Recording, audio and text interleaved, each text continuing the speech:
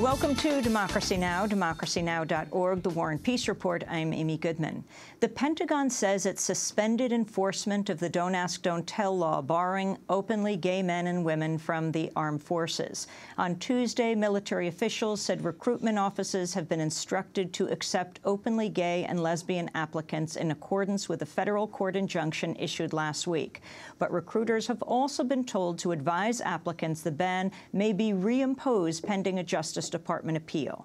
The Obama administration sought to reinstate the ban to allow the Pentagon to conclude an internal review. The Service Members Legal Defense Network says it's advised gay men and lesbians not to apply for the armed forces because of the legal uncertainty. Here in New York, one of the most vocal critics of Don't Ask, Don't Tell, Lieutenant Dan Choi, filed papers to re-enlist in the military after being discharged earlier this year. Standing outside the recruitment station in Times Square, Choi criticized President Obama for challenging the court's repeal. Well, it's very difficult for us to repeal Don't Ask, Don't Tell if President Obama continues to do nothing but say some words. Some people make their statements based on words. I make my statement based on service and action. And I hope that President Obama can do the same thing. When I think of Don't Ask, Don't Tell, I realize that the victims are not just the gay people who have been kicked out. 14,000 is quite a bit of victims, but I've never claimed victimhood. The victims in Don't Ask, Don't Tell are those units that are stripped of the talented and capable team members, family members, and we do them a disservice. We do the entire military a disservice when we discriminate against one kind of people. Federal investigators have opened a criminal probe of the improper approval of thousands of foreclosures by some of the nation's largest banks. The Financial Fraud Enforcement Task Force says it's conducting a multi-agency investigation of allegations lenders filed fraudulent documents to repossess homes. The firms are being investigated for allegedly misleading federal housing agencies and for potential violations of federal laws on mail or wire fraud. White House Press Secretary Robert Gibbs said banks could face legal action. They have certain requirements under the law that have to be met, and if they're not meeting those requirements, they certainly can face fines from us, and they can face legal action from homeowners. The probe comes as the sheriff for Cook County, Illinois, has announced he won't enforce foreclosure evictions for 3 large banks caught up in the scandal. On Tuesday, Sheriff Thomas Dart said he won't carry out evictions in Chicago and surrounding areas for Bank of America, J.P. Morgan Chase, and Ally Financial's GMAC Mortgage. Bank of America and GMAC resumed foreclosures this week after a brief suspension. Dart says he won't evict homeowners until the banks can prove the foreclosures are lawful. The CIA has disclosed it failed to properly vet a Jordanian double agent before he carried out a suicide bombing at a CIA base in Afghanistan last year. The attack by Humam Khalil al-Balawi killed 7 CIA agents and contractors, the worst for the agency since the 1983 bombing of the U.S. Embassy in Lebanon.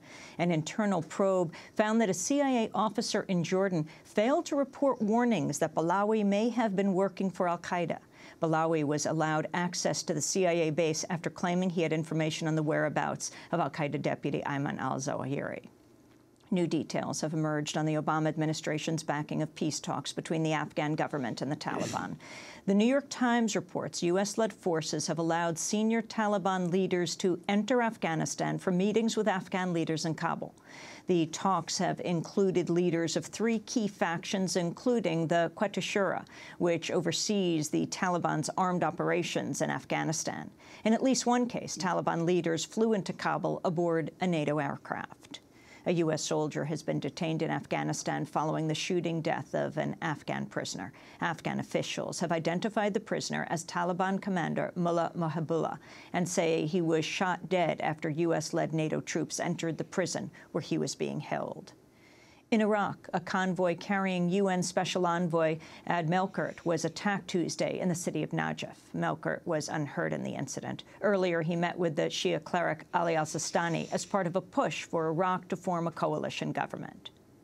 It is now high time that parties are ready to meet.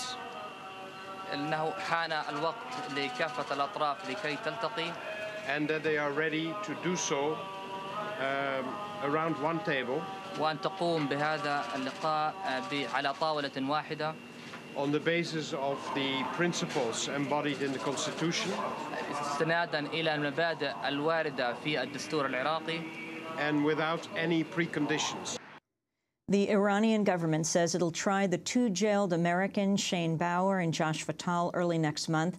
Bauer and Fatal were arrested in July of 2009 after hiking near the Iran-Iraq border.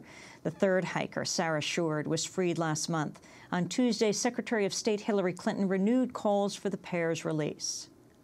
We continue to express our hope that the Iranian authorities will exercise the humanitarian option of releasing these two young men. We do not believe there is any basis whatsoever for them to be put on trial, and we regret that they and their families are being subjected to a criminal system that we do not think in any way reflects their actions. You can go to our website at democracynow.org to see our interview with Sarah Shord, the third hiker, her description of what the prison was like and her attempts to have her fiancé, Shane Bauer, and friend Josh Fatal freed. Britain is unveiling an austerity plan today, including its largest public sector cuts since the Second World War. Over $128 billion in government spending will be slashed, along with at least 500,000 jobs. On the eve of the announcement, British unions held a large rally in central London. The head of Britain's Trades Union Congress, Brendan Barber, denounced the cuts. These cuts will lose over 1 million jobs. And let's be clear. This is not an economic necessity, but a political choice that they're making. In campaign news back in the United States, Republican Senate hopeful Christine O'Donnell has ignited a new controversy after claiming the Constitution doesn't require a separation of church and state. O'Donnell made the comment during a debate with Democratic rival Chris Coons after Coons said he opposes teaching creationism in public schools. Where in the Constitution is separation of church and state?